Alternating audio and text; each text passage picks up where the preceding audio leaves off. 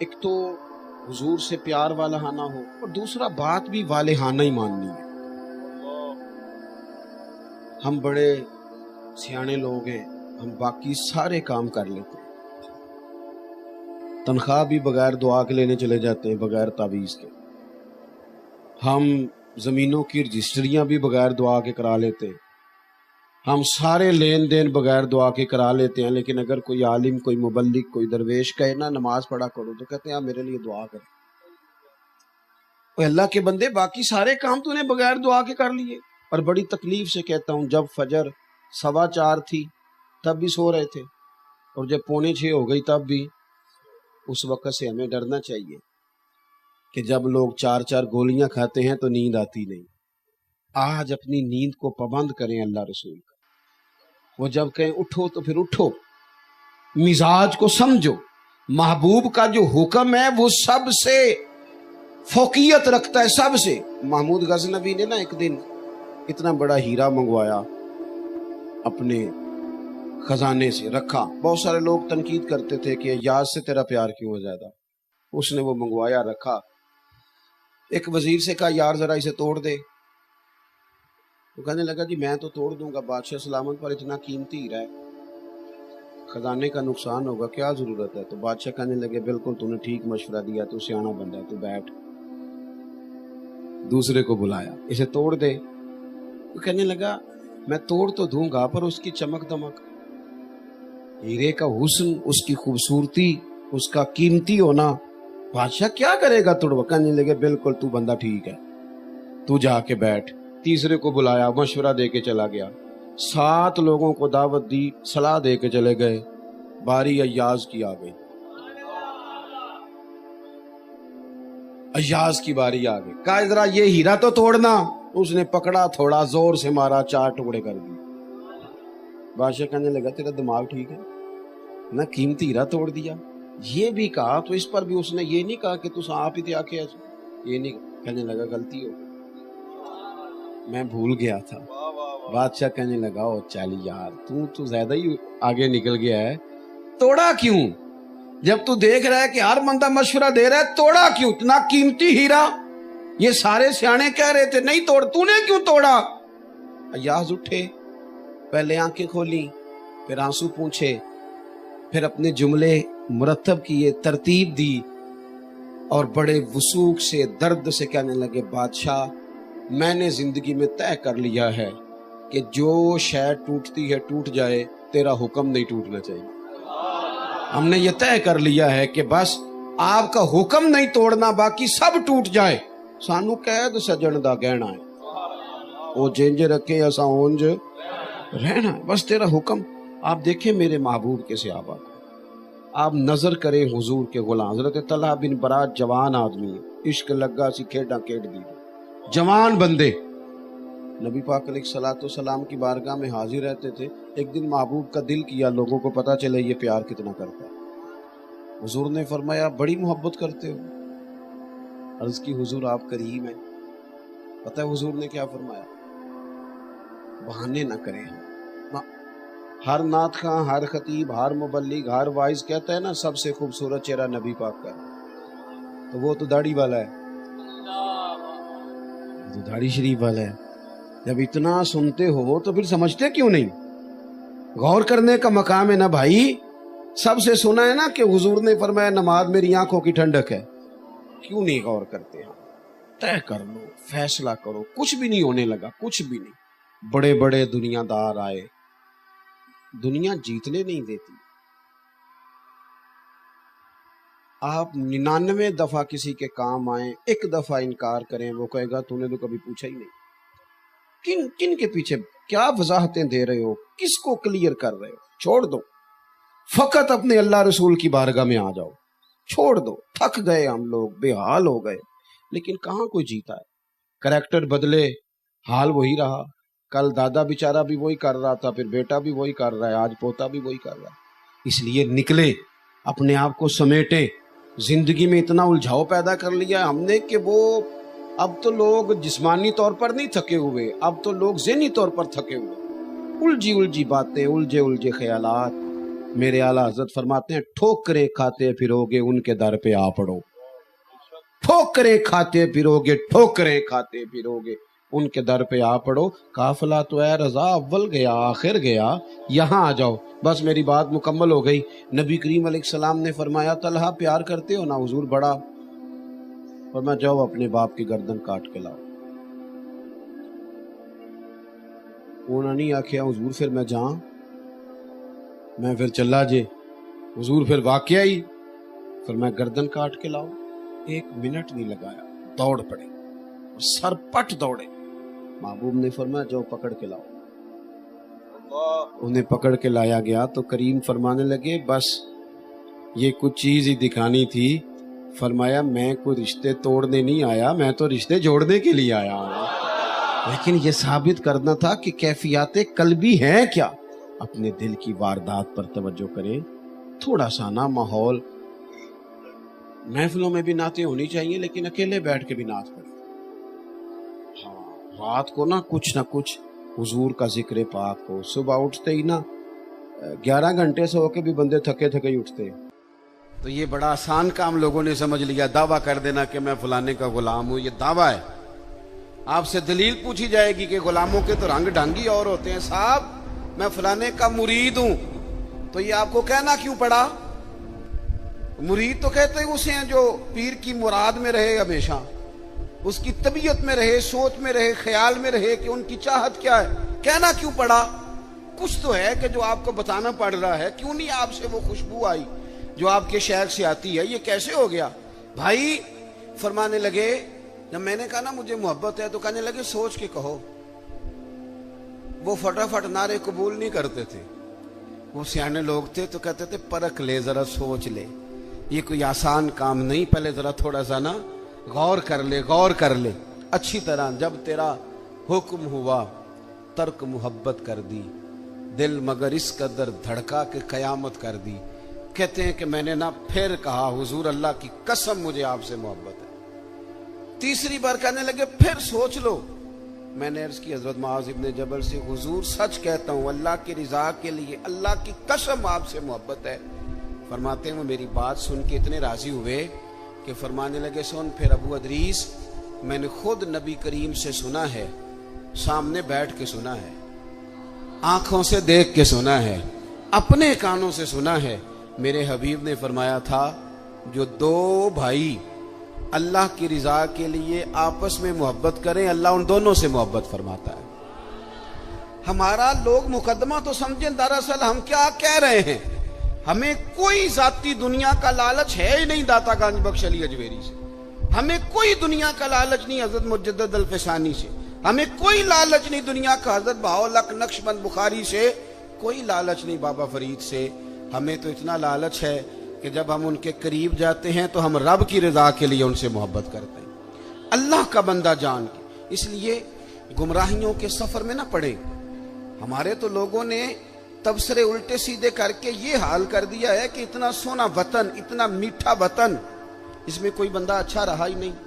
ना कोई सियासतदान अच्छा रहा है, ना कोई ताजर अच्छा रहा है, ना कोई ब्यूरोक्रेट अच्छा रहा है, ना जनाब पुलिस वाले अच्छे रहे हैं, ना जनाब बापडा वाले अच्छे रहे हैं, ना मौलवी अच्छे रहे हैं, ना कोई अच्छा है ही नहीं। किसी का नाम ले लें और आप मजाक उड़ा लें जितना मर्जी। ये तो बाकायदा कोशिश की गई, और मैं बड़ी माजरत के साथ अर्ज करूंगा ये काम सब ने किया, सब ने, ये सब ने। इसमें वो रात को जो एंकर टीवी पे बैठे थे उन्होंने भी तबसरे किए। वो 4 मुख्तलिफ जमातों के जो बंदे बुलाते हैं वो इसलिए बुलाते हैं कि तुमने एक दूसरे की खामियां बयान करनी, और जितनी ज्यादा लड़ाई हो प्रोग्राम ज्यादा देखा जाता है, जितनी ज्यादा लड़ाई हो। यही काम बाकी जगहों पे किया गया। पीर साहब के पास, सूफी साहब के पास लोग तावीज लेने गए थे, उन्होंने नई मुसीबत डाल दी। उन्होंने कहा तेनू किसी ने कुछ कीता है। वो मामला वैसे ही गड़बड़ हो गया। सारी रात सोचता रहा कि पता नहीं किसी ने क्या कर दिया। मजहबी स्टेज पे लोग आए थे, यहाँ उनका ख्याल था कि शायद हमारे लिए कोई बड़ी खैर की बात होगी ना। यहाँ भी कुछ ऐसे लोग आ गए जिन्होंने बाजू ऊपर करके कहा कि आज मैं दसना है अहले बैत दी शान की है। ओ मियाँ तू की दसनी है? अहले बैत दी शान तो अल्लाह ने कुरान में बता दी, हुजूर ने हदीस में बता दी। आप क्या अनोखी बात बयान करेंगे? मैंने आज बताना है बाजू चढ़ा के सहाबा की अजमत क्या है। आप क्या बयान करेंगे? आप नकल करें जो कुरान और सुन्नत से पढ़ा है। اس کا ابلاغ کریں اور آپ جائیں. آپ انتشار کا کوئی کام نہ کریں. میں اور آپ جتنے مثبت رہیں گے, آپ کو بتاؤں, اگر ہمارے ذہن مثبت ہوتے نا تو دنیا میں بڑے بڑی اچھی خیر ہمیں نظر آتی.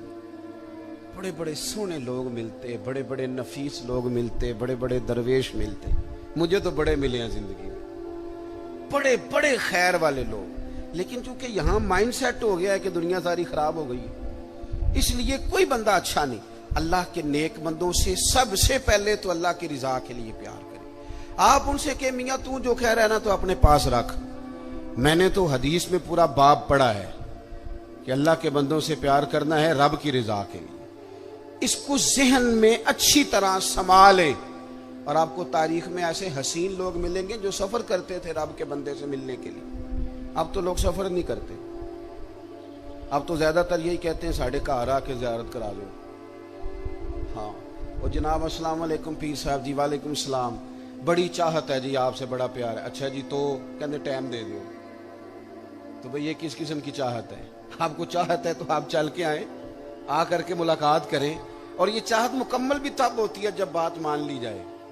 اگر پیر صاحب کہیں ٹائم کوئی نہیں تو چاہت ختم, چھٹی. وہ چاہت بھی اتنی ہے صرف کہ جب تک بات مان لی جائے, یعنی فرما برداری میں بندہ رہ گیا تو چاہت پوری, اور اگر کہیں فرما برداری سے نکل گیا تو چاہت خراب. حضرت حرم بن حیان, یہ داتا صاحب نے لکھا ہے. چلیں اتفاق سے داتا صاحب کی بات بھی آ گئی. داتا صاحب کہتے ہیں حضرت حرم بن حیان تابعی ہیں. فرماتے ہیں جب مجھے پتہ چلا نا کہ نبی کریم علیہ السلام نے حضرت اویس کرنی کی تعریف فرمائی ہے اور کہا ہے کہ وہ میری امت کے لیے دعا کرے, تو کہتے ہیں میں حضرت اویس کرنی کو ڈھونڈنے نکلا. مسجد ڈھونڈنے نہیں, کتاب ڈھونڈنے نہیں, رب کا بندہ ڈھونڈنے. میں تیری تلاش میں پھرا جنگل پہاڑ اور دشت میں. کہتے ہیں میں مکے مدینے جہاں جہاں مجھے خبر ملتی میں گیا. جہاں جاتا لوگ کہتے یار وہ تو بڑا دیوانہ آدمی ہے. یہ داتا صاحب نے لفظ لکھے ہیں. داتا صاحب کہتے ہیں حضرت اویس کرنی کا حال یہ تھا کہ جب لوگ ہنستے تھے تو وہ روتے تھے, اور جب لوگ روتے تھے تو وہ ہنستے تھے. اسی کسے دے کچھ نہیں جے لگ دے تے نہ کوئی ساڈا دردی. وہ ضروری ہے کہ جس طرح دنیا چلائے ویسے چلنا ہے. آپ کا کوئی نظریہ ہو, آپ اپنے نظریے میں مست ہو کے زندگی گزاریں. فرماتے ہیں میں ڈھونڈتے ڈھونڈتے پہنچ گیا عراق. نہر فرات کے کنارے وضو کر رہے تھے اور میں نے وضو کرتے انہیں پا لیا. وہ فارغ ہوئے تو میں نے کہا السلام علیکم. پہلی ملاقات تھی. داتا صاحب کہتے ہیں حضرت اویس کرنی نے پلٹ کے دیکھا تو کہنے لگے وعلیکم السلام یا حرم بن حیان. کہتے ہیں میں نے کہا حضور آپ مجھے کیسے جانتے ہیں؟ تو کہنے لگے میں تجھے تو نہیں جانتا پر میری روح تیری روح کی جاننے والی ہے. یہ واقفیت ہے, دل کا ایک دوسرے کے ساتھ ربط ہے. فرماتے ہیں میں ان سے ملا, میں نے ان سے کہا کوئی نصیحت کر دیں. تو کہنے لگے پہلی نصیحت تو یہ ہے کہ آج کے بعد مجھے ملنے نہ آنا, اور دوسری نصیحت یہ ہے کہ جو رب نے تجھے دیا ہے نا اس پہ راضی ہو جا. ادھر ادھر جائے گا تو تو ناشکرا ہو جائے. جو اللہ نے دیا اس پہ راضی ہو جا, اللہ تجھے عزت والی زندگی عطا کر دے.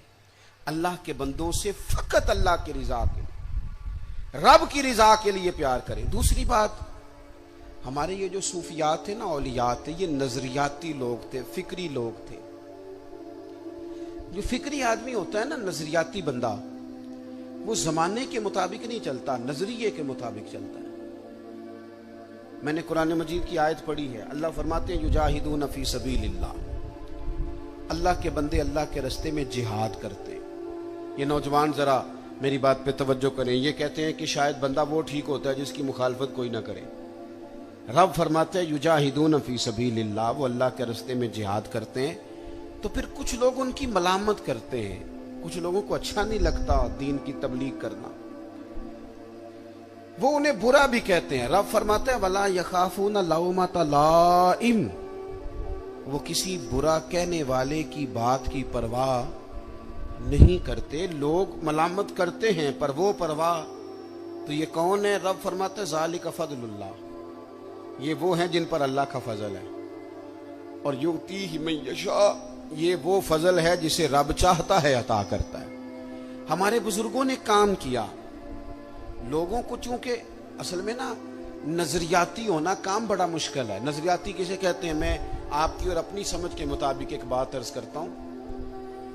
بندہ پیر صاحب کے پاس گیا, اس نے کہا حضرت صاحب میں نے سارے ڈاکٹروں سے ملاقات کر لی ہے, رپورٹیں ٹھیک ہیں, حکیم سارے میں نے چیک کر لیے ہیں, معاملات ٹھیک ہیں, دم, دروز, تویز, دربار, آستانہ ہر جگہ ہو آیا ہوں, پر میرے گھر اولاد نہیں ہوتی. اب آپ کو کامل پیر سمجھ کے آیا ہوں, آپ کوئی تویز کریں کہ کام ہو جائے. یہ اچھی بات ہے, اللہ کے بندے کو دعا کرنی چاہیے, پر نظریہ کیا ہے؟ نظریہ یہ ہے کہ رب کا بندہ اسے قائل کرے کہ اگر اللہ کا تیرے بارے میں فیصلہ یہ ہے نا کہ تیرے گھر میں اولاد نہیں ہونی چاہیے, تو پھر تو رب کے فیصلے پہ راضی رہے. یہ نظریہ ہے. یہ لوگ نظریاتی تھے, یہ لوگوں کو قائل کرتے تھے کہ نظریاتی مسلمان بنو, فکری. اگر اللہ چاہتا ہے میں بیمار رہوں تو ٹھیک ہے, پھر جس حال میں رب راضی اس حال میں رب کا بندہ راضی. اگر اللہ چاہتا ہے میرا عروج نہ ہو میرا عروج, مجھے تھوڑے لوگ جانے, تو جس حال میں رب رکھے مجھے اس حال میں رہنا چاہیے. میں آپ کو اپنے سمیت ڈھیروں لوگوں کی ایسی بات بتا سکتا ہوں جن میں ذاتی کوئی کمال نہیں, وہ اپنی خوبیاں تلاش کرتے ہیں تو سوائے صفر کے کچھ ہاتھ نہیں آتا, لیکن پتہ نہیں رب کیا کام لینا چاہتا ہے, وہ خود ہی نظام بناتا ہے, لے لیتا ہے. تو زندگی میں نظریات, ہمارے بزرگ نظریاتی تھے, عقیدے پکے تھے ان کے, کچی پکی باتیں نہیں. ایک بات داتا صاحب کی سنیں پہلے. داتا علی اجویری کہتے ہیں کہ ایک نا ملنگ بازار میں سودا لینے آیا, اور ان دنوں آیا جب قحط پڑا ہوا تھا. مہنگائی بڑے عروج پہ ہو جائے تو سارے لوگ نہیں پریشان ہو جاتے. قحط پڑ گیا. چلیں مہنگائی والی مثال شاید زیادہ ٹھیک نہ ہو, چونکہ امیر لوگوں کو مہنگائی پریشان نہیں کرتی, یہ نہیں دیتے, کوئی اور مثال دیتے. جس طرح لاک ڈاؤن میں نہیں لوگ پریشان ہوتے. اب میرا خیال ہے سمجھ آ گیا مسئلہ آپ کو آسانی سے. یہ مثال دے رہا ہوں میں, تلک الامثال نضربها للناس. داتا صاحب کہتے ہیں قحط تھا, بارش نہیں ہو رہی تھی, جانور بھوکوں مر رہے تھے, ہر بندہ پریشان تھا. یہ دیکھیں ہمارے بزرگ تربیت کس طرح کرتے ہیں. فرماتے ہیں ایک درویش ملنگ غلام سودے والا تھیلا لے کے نا تو بازار میں ہنستا کھیلتا اٹکیلیاں کرتا پہنچا, بڑا ہنس ہنس کے سامان خریدا, کندھے پہ رکھا, اور اسی مستی میں لوٹنے لگا. تو سارے پریشان ہو تو ایک بندہ ہنسے تو بعض اوقات لوگ چڑھ بھی جاتے. کہتے کچھ لوگوں کو غصہ آیا, کہنے لگے ساری دنیا جو پریشان ہے, تجھے کس بات کی خوشیاں چڑھی ہوئی ہیں؟ وہ کہنے لگا تم ہوگے پریشان, میں جس سیٹ صاحب کا نوکر ہوں نا, جس آقا کا میں غلام ہوں, اس نے ٹائم پہ ہی گندم جمع کر لی تھی, اس کے بڑولے خزانے بھرے ہوئے ہیں, لہذا ہم بڑے خوش ہیں. داتا صاحب عقیدہ مضبوط کرتے ہیں, نظریہ دیتے ہیں. داتا صاحب فرماتے ہیں لوگوں, جتنا اس غلام کو اپنے سیٹ کے, اپنے آقا کے خزانوں پہ یقین تھا نا, اگر اتنا ہی تجھے اور مجھے رب کے خزانوں پہ یقین ہو جائے نا, تو پھر ہر روز سویرے اٹھ کے ہم غربت کا رونا نہ روئیں. پھر ہر روز صبح اٹھ کے ہم یہ نہ کہیں کہ اوہو اس ملک کا کچھ نہیں بن سکتا, یہاں تو سب لوگ دھوکے باز. پھر ہر وقت مایوسی کی گفتگو نہ کریں. نظریاتی اگر ہو جائیں, اعلیٰ حضرت فاضل بریلوی نے کیا کیا, نظریہ ہی تو مضبوط کیا. لوگ کچی پکی باتیں کرنے لگ گئے تھے. کوئی کہتا تھا کہ اتنا علم حضور کو ہے تو اتنا نہیں ہے, کوئی کہتا تھا جناب اختیارات اتنے اللہ نے دیے ہیں تو اتنے نہیں دیے. اعلیٰ حضرت بریلوی کے زمانے میں کوئی کہتا تھا کہ پتہ نہیں حضور قبل نور میں حیات ہیں معاذ اللہ کہ نہیں ہیں. کوئی شخص یہ کہنے لگ گیا تھا کہ جناب حضور کا خیال نماز میں آ جائے تو نماز نہیں ہوتی. اعلیٰ حضرت فاضل بریلوی فرمانے لگے کچی پکی باتیں کرتے ہو, جس محبوب کی محبت ایمان ہے اس محبوب کے بارے میں شک پیدا کرتے ہو. آپ فرمانے لگے تم کہتے ہو رب نے اختیار دیا کہ نہیں, اور دیا تو کتنا دیا. فرمانے لگے ہم تو حضور کو رب کا شریک کہتے ہی نہیں, ہم تو حبیب کہتے ہیں. اور محب اور محبوب کا معاملہ اس طرح کا ہوتا ہے کہ میں تو مالک ہی کہوں گا, کیونکہ ہو مالک کے حبیب, یعنی محبوب و محب میں نہیں میرا تیرا. پھر آپ فرمانے لگے یہ کیسی بیوقوفوں والی بات ہے کہ نماز میں حضور کا خیال آ جائے تو نماز, کتنی آپ سادے انداز میں بھی اگر سمجھیں تو عجیب بات نہیں. آپ ذرا دعا پڑھیے جو نماز میں اختتام میں اکثر وہی دعا پڑھی جاتی ہے، وہ پڑھیے ربنا اغفر لی. کیا ترجمہ اس کا؟ آتا ہے، آپ کو آتا ہے، میں کچھ نہیں کہوں گا، سنا دیں آپ. آتا ہے با میرے سنی دا ایڈا ہی مسئلہ ہے، کوئی گال آمدی بھی ہوئے تاں بھی نہیں دسدا، آندا ہے میں ایڈا پڑھیا ہی نہیں، اس سے آگے نہیں جاتا. ربنا اغفر لی کیا ترجمہ ہے؟ یا اللہ مجھے معاف فرما اور میرے. تو آپ کو تو نماز میں ابا جی کا بھی خیال آ رہا ہے، ٹوٹ گئی رہ گئی، اماں کا بھی خیال آ رہا ہے، ٹوٹ گئی کہ رہ گئی. عجیب نادان بات ہے نا. او خدا کے بندو، نماز میں تو یہودی عیسائی کی بات بھی آتی ہے، غیر المغضوب علیہم ولا الضالین کی تفسیر پڑھو نا، یہاں سے مراد یہودی اور عیسائی لکھے ہیں مفسرین.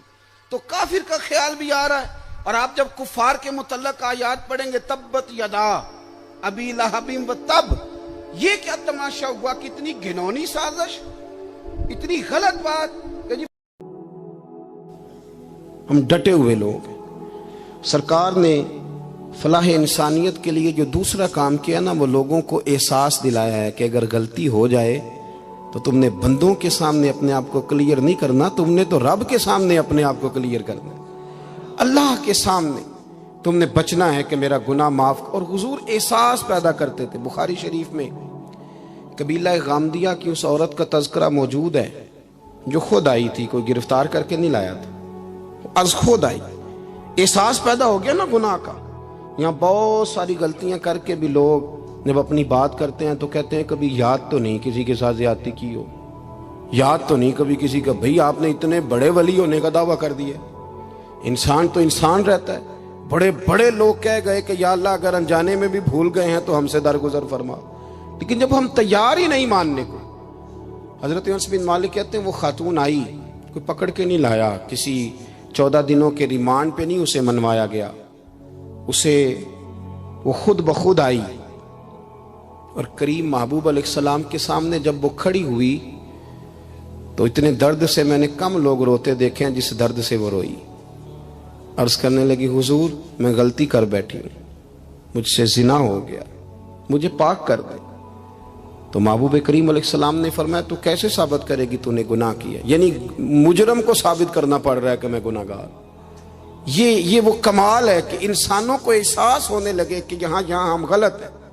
جب اعتراف جرم ہوتا ہے، جب بیماری کی تشخیص ہوتی ہے تو پھر اس کا علاج بھی ہو جاتا ہے. حضرت انس بن مالک کہتے ہیں وہ عرض کرنے لگی حضور میرے پیٹ میں ناجائز بچہ ہے.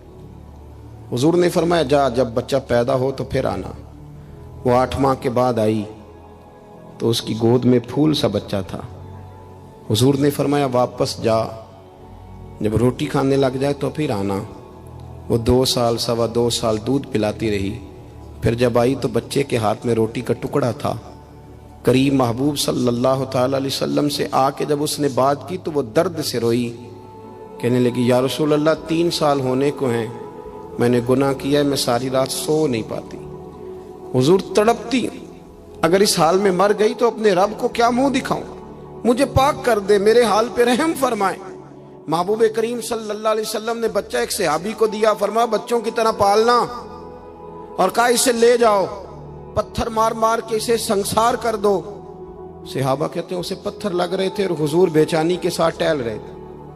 آ کے خبر دی حضور وہ تو وصال کر گئی، انتقال ہو گیا. فرمایا یہاں تک تو بات اس کی تھی. حضرت انس بن مالک کہتے اب محبوب کریم نے صحابیات سے فرمایا اسے غسل دو، کفن پہناؤ، جنازہ تیار ہو جائے تو مجھے خبر کرنا. حضرت انس بن مالک کہتے ہیں غسل ہوا، کفن ہوا، جنازہ تیار ہوا تو حیران ہم تب ہوئے جب میرے محبوب نے فرمایا صفیں بناؤ، میں خود جنازہ پڑھاؤں گا، میں خود جنازہ پڑھاؤں گا. اور سرکار نے جنازہ پڑھایا تو ایک شخص کی زبان سے نکلا حضور اس ملعون کا معاذ اللہ جنازہ جس نے ناجائز بچہ جنا، اس کے لیے آپ دعا کر رہے ہیں، جنازہ پڑھا. حضور فرمانے لگے خاموش ہو جاؤ، تم نے گناہ دیکھا ہے، اس کا احساس نہیں دیکھا. تم نے غلطی دیکھی ہے لیکن اس کی توبہ کا انداز نہیں دیکھا. اور صاحب کنز الاموال نے یہ لفظ نقل کیے ہیں کہ کریم محبوب فرمانے لگے اس نے تو ایسی شاندار توبہ کی ہے کہ اگر میں اپنی ساری امت میں بانٹ دوں تو اللہ سب کی مغفرت فرما دے گا. احساس جب پیدا ہو جاتا ہے نا اپنے دل کے اندر کہ یہاں میں غلط ہوں. ان العبد اذا اعترف ثم تاب تاب اللہ علیہ او کما قال نبی صلی اللہ علیہ وسلم رواہ مشکات، حضور نے فرمایا جب کوئی بندہ کہتا ہے نا اللہ میں بھول گیا تھا، اور پھر وہ توبہ کرتا ہے تو رب اس کی توبہ کو فوراً ہی قبول فرما لیتا ہے۔ پہلی بات یہ کہ عقائد کو مضبوط رکھیں، مضبوط عقائد۔ اور یہ جو آج کل ایک اور ماحول چل رہا ہے، کوئی تھوڑا ادھر کوئی تھوڑا ادھر، عقائد وہی درست ہیں جن کی تشریح شیخ عبدالحق محدث دہلوی نے فرمائی، عقائد وہی درست ہیں جن کی بابت حضرت مجدد الفسانی لکھ گئے، اور ان سب کو اگر کھلا کر کے بیان کیا تو امام احمد رضا فاضل بریلوی نے بیان کیا۔ انہی بزرگوں کی باتوں کو کھول کر ہمارے سامنے رکھا، مضبوط عقائد کی زندگی گزاریں۔ اور دوسری بات، اگر کبھی کوئی غلطی ہو جائے پھر اس کا احساس پیدا کریں، پھر اس سے توبہ کریں۔ تیسری بات جو فلاح انسانیت کے لیے بڑی ضروری ہے وہ یہ ہے کہ تھوڑا احساس پیدا کریں دوسروں کا۔ میری زندگی میری ذات سے شروع ہوتی ہے، میری ذات سے، میرے سے ہنس کے بولو، میری بات مانو، میرے پیچھے چلو، میرے آرام میں خلل نہ آئے، میری طبیعت کے مطابق۔ بھئی آپ کی طبیعت کے مطابق چلیں تو پھر تو آپ بہت بڑے خود غرض ہوئے کہ آپ نے صرف اپنے لیے سوچا۔ محبوب کریم کا کمال یہ تھا کہ حضور نہ دوسروں کا بڑا احساس فرماتے تھے۔ آپ بخاری مسلم کی وہ حدیث پڑھیں تو حیران ہو جائیں کہ سرکار فرماتے ہیں میں جب نماز کی نیت باندھتا ہوں تو میرا دل کرتا ہے میں لمبی نماز پڑھاؤں۔ جب میرا کسی کام کرنے کو دل کرے تو پھر میں ساری دنیا کو چلنی پڑے تو میں کر جاتا ہوں، لیکن حضور فرمانے لگے کہ میرا دل کرتا ہے میں لمبی نماز پڑھاؤں، لیکن پھر میرا خیال آتا ہے کہ پیچھے بوڑھے بھی ہیں، بیمار بھی ہیں، بچے بھی ہیں۔ یا رسول اللہ، نماز اللہ کی اور خیال بندوں کا؟ فرمایا میں بوڑھوں، بیماروں اور بچوں کا خیال کرتے ہوئے اللہ کی نماز کو مختصر کر دیتا ہوں۔ احساس جب طبیعت، ہمارے ہاں نا تیزی کے ساتھ احساس ختم ہوا ہے، تیزی کے ساتھ ہم نے اتنی نفی شروع کی۔ ہمارے تو اہل تصوف میں اللہ ماشاءاللہ اب تربیت کا طریقہ یہ ہے کہ صرف میں ہوں، میرے سوا کوئی بھی نہیں۔ حالانکہ طریقت تو اس کا نام تھا کہ میں نہیں باقی سارے ہی ہیں۔ وہ تو دوسرے کا اثبات کر کے اپنی نفی کرتے تھے، اور یہاں بار بار اپنا اثبات۔ احساس جب پیدا ہوتا ہے، احساس، پھر اس کے اندر توانائی آتی ہے، پھر انسان اپنے لیے نہیں دوسروں کے لیے جینے میں بھی خوشی محسوس کرتا ہے۔ پھر وہ محسوس کرتا ہے کہ میں کوئی ایسا درخت نہیں کہ جس کی نہ شاخیں ہوں نہ پتے ہوں، پھر وہ کہتا ہے میں درخت ہوں پر شجرے سایہ دار ہوں۔ کوئی آئے گا تو پھل بھی کھائے گا، کوئی آئے گا تو چھاؤں میں بھی بیٹھے گا، کوئی آئے گا تو اسے خیر بھی نصیب ہوگی۔ طبقات ابن سعد میں ایک بڑی خوبصورت روایت ہے، حضرت عائشہ صدیقہ رضی اللہ تعالیٰ عنہ فرمانے لگیں کہ ایک دن نہ نبی کریم صلی اللہ علیہ وسلم گھر میں تشریف فرما تھے، اور طبیعت مبارک بڑی اشاش بشاش تھی۔ جب کبھی عذاب کی آیات آتی تھی تو غم امت میں پریشان ہو جاتے تھے، اور کبھی رحمت کی آیات آتی تو پھر حضور کا چہرہ پہلے سے بھی زیادہ روشن نظر آتا، پھر اللہ کی رحمت کے حوالے سے اور زیادہ خوشبوئیں دنیا میں پھیل جاتی۔ فرماتی آج بڑے حشاش بشاش تھے تو مجھے فرمانے لگے عائشہ تیرے ساتھ ایک بات کروں؟ میں نے کہا حضور میرے تو نصیب جاگ گئے، ضرور کریں۔ تو حضور فرمانے لگے تم کبھی مجھ سے بڑی راضی ہوتی اور کبھی کبھی نہ کسی اور اہلیہ کے پاس زیادہ وقت گزاروں تو دل میں بات بھی رکھ لیتی ہو۔ حضرت عائشہ کہتی ہے میں نے فوراً عرض کی حضور میری ماں مجھے روئے، میں اور آپ سے ناراض ہوں گی؟ تو فرمایا چل سن تو لینا پہلے۔ یہ احساس کی شدت، اس کو ملاحظہ فرمائی، میں سن تو صحیح۔ یا رسول اللہ صلی اللہ علیہ وسلم حکم فرمائے۔ حضور کا جو پیار ہے نا، اور یہ جو ہمارے ہاں پیار ہے نا، نعرہ لگانا بڑا کھول کے، اور ہمارے ہاں اعلان ہوتا ہے کہ جس کا ہاتھ اونچا ہو گیا نعرے میں وہ بڑا عاشق رسول ہے، وہ سند جاری ہو گئی۔ یہ نہیں، عشق کسی اور چیز کا نام، عشق نہ کسی۔ ایک نوجوان وہ میری طرح کا جو مولوی پگڑی داڑھی باندھ لیتا ہے نا، داڑھی رکھ کے پگڑی باندھتا ہے، اس کو بھی کلین شیو نوجوان اکثر گناہگار ہی نظر آتے ہیں۔ حالانکہ نہ کسی کے حال پہ طنز کر، نہ کسی کے غم کا مذاق اڑا، وہ جسے چاہیں جیسا نواز دے۔ ہاں یہ کیا پتہ ہے کہ کس کا دل کہاں جڑا ہوا ہے۔ نوجوانوں کو نہیں چھوڑنا چاہیے یہ سنت کو، انہیں مضبوطی سے تھامنا چاہیے، پر رکھ کے ڈرنا چاہیے، رکھ کے بھی ڈرنا چاہیے۔